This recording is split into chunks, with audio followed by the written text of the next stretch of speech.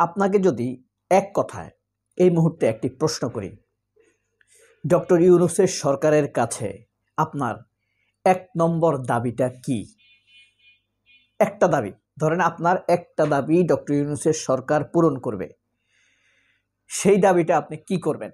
চট করে কি বলতে পারবেন? নিশ্চয়ই মনের মধ্যে নেই, একটু ভাবতে হবে। ঠিক আছে, ভিডিওটি পজ করুন, বন্ধ করুন, তবুও আপনার এই মনের ইচ্ছাটা কমেন্ট বক্সে লিখুন। আমার কাছে মনে হয় বর্তমান বাংলাদেশে আমি যে চায়ের দোকানে বসি, যেখানে চা খাই, যদি ওখানকার ১০ জন মানুষকে জিজ্ঞেস করি, ভাই এই মুহূর্তে আপনার ১ নম্বর চাওয়াটি কি, সে বলবে গণভোট, বিচার, সবার আগে বলবে গণভোট, আমার ধারণা। এবং গণভোটটি নির্বাচনের আগে। তো যাই হোক, আমাদের জুলাই সনদ বাস্তবায়ন হয়েছে সেই কতদিন হয়ে গেল। যৌক্তিক কারণে ডক্টর ইউনূসের সরকার রাজনৈতিক দলগুলোকে ১ সপ্তাহের অর্থাৎ ৭ দিনের সময় বেঁধে দিয়েছেন। ৭ দিনে যেন গণতন্ত্রকামী নির্বাচনমুখী দলগুলো ঐক্যবদ্ধ হয়ে তাদের মনোবাসনার কথা ডক্টর ইউনূসকে জানায়, কিন্তু ওই নির্দিষ্ট সময়ের মধ্যে তারা ঐক্যমত্য পোষণ করতে পারেনি জাতির স্বার্থে। কোনোভাবেই বিএনপি গণভোট চায়নি, এই গণভোটকে নানানভাবে তারা ইয়ার্কি করেছে।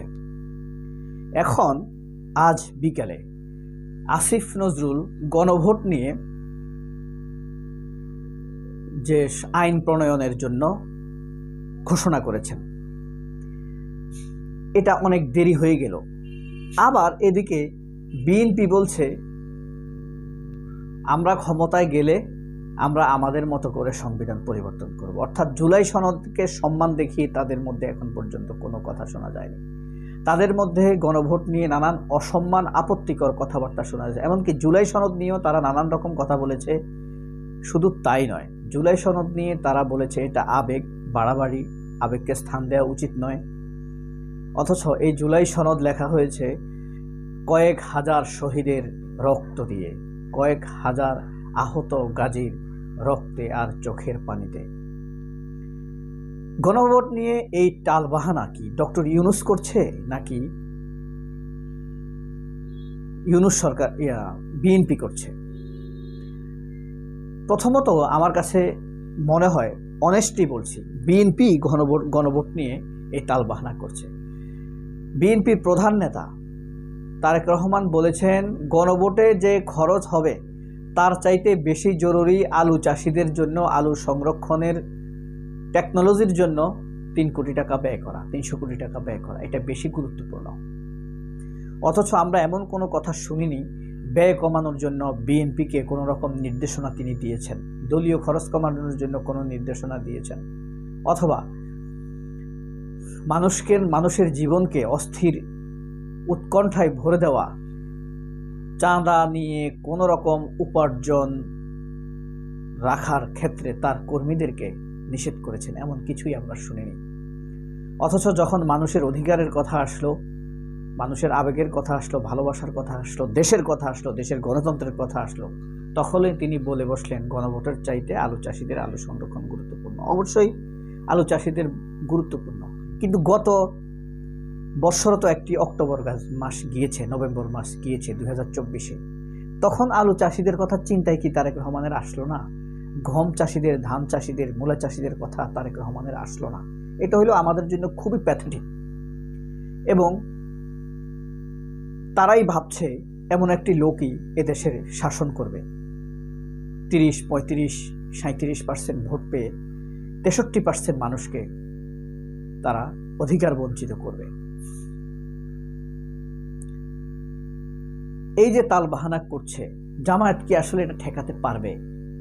জামায়াত কি দাবিগুলো করেছিল? জামায়াত বলেছে গণভোট হতেই হবে, জামায়াত বলেছে জুলাই সনদ আইনি ভিত্তি পেতেই হবে, জামায়াত বলেছে সংসদ নির্বাচনের আগে গণভোট হতে হবে। জামাতের এই যুক্তিকে আপনি কিভাবে চ্যালেঞ্জ করবেন? কোন আইনে চ্যালেঞ্জ করবেন? করতে পারবেন? প্রথমত হলো তারা বলল জুলাই সনদের আইনি ভিত্তি লাগবে। জুলাই সনদ হলো মানুষের গণতন্ত্রের অধিকার। জুলাইয়ের আন্দোলন ছিল মানুষের অধিকারের জন্য। জুলাইয়ের আন্দোলন ছিল মানুষের ভোটের অধিকার, খাবার অধিকার, কথা বলার অধিকার, বাঁচার অধিকার, দুর্নীতির বিরুদ্ধে অধিকার, চাঁদাবাজের বিরুদ্ধে অধিকার, কথা বলার অধিকার। এই জুলাই সনদকে আইনি ভিত্তি দেওয়াটা খুব স্বাভাবিক। যারা আন্দোলন করেছে তাদের জীবন রক্ষা করা, যারা শহীদ হয়েছে তাদেরকে সম্মান দেওয়া, যারা আন্দোলন করে বেঁচে আছে, আহত হয়েছে, তাদের ভবিষ্যৎকে নিশ্চিত করার চেষ্টা করা। সেই জুলাই সনদকে বিএনপি অসম্মান, অবজ্ঞা করেছে।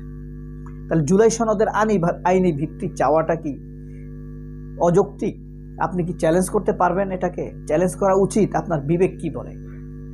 আপনি যদি অন্ধ না হন বিবেকের দিক দিয়ে, তাহলে আপনি বলবেন অবশ্যই জুলাই সনদ আইনি ভিত্তি পাওয়া উচিত। আর যদি আওয়ামী লীগ না হন আর অবুঝ বিএনপি হলেও মানুষ মাঠে গঞ্জে আমি দেখেছি বলছে জুলাই সনদ বাস্তবায়ন চাই, গণভোট আগে চাই। শুধু এই দেশের এই 37-37টা মিডিয়া তারা আওয়ামী লীগের বয়ান প্রচার করছে বিএনপির ঘাড়ে বসে, গণভোটের রক্তের উপরে, জুলাইয়ের গণ অভ্যুত্থান বিপ্লবের রক্তের উপরে দাঁড়িয়ে। এখন এই যে তালবাহানা, বিএনপির দেখা দেখি সরকারও তালবাহানা শুরু করে দিয়েছে। জুলাই সনদ সিগনেচার হয়েছে সে 1 মাস আগে। এখন এসে আপনার পরে রাজনৈতিক দলগুলোকে 7 দিনের সময় দিয়েছেন। এই সময় দেওয়ার পরেও কেন আপনাকে এতদিন অপেক্ষা করতে হবে, জনগণকে এতদিন অপেক্ষা করতে হবে জুলাই গণভোটের আইন বাস্তবায়নের জন্য? আপনি তো অক্টোবর মাসের শেষেই, নভেম্বর মাসের আজ 20 তারিখ বুঝেন, অথবা এই নভেম্বর মাসের প্রথমে আপনি জুলাই না ভোট বা হ্যাঁ ভোট বা গণভোটের আইন আপনি আইন প্রণয়ন করতে পারতেন। তারপরে একটা সার্টেন পরিস্থিতি দেখে আপনি নির্বাচন দিয়ে দিতে পারতেন।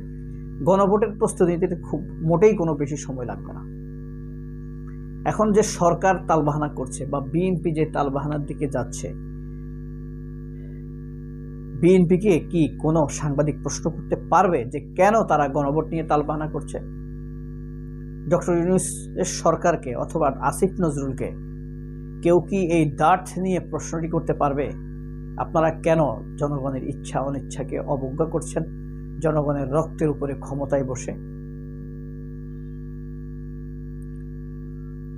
বাংলা মানুষের কি আশা আকাঙ্ক্ষার কোনো মূল্য নেই? মানুষ যখন নিজের আশা আকাঙ্ক্ষা, রক্তের মূল্য চাইতে শুরু করবে, তখন তাদের সকলের ক্ষমতার তখ্তে তাউস ভূমিকম্পের মতো তছনছ হয়ে যাবে, জ্বলে উঠবে। তখ্তে তাউস উল্টে যাবে, পাল্টে দিবে সকল ক্ষমতার অলিগলি। সবাই অনেক ভালো থাকবেন। আল্লাহ হাফেজ। আল্লাহ আপনাদেরকে অনেক ভালো রাখুন। আসসালামু আলাইকুম।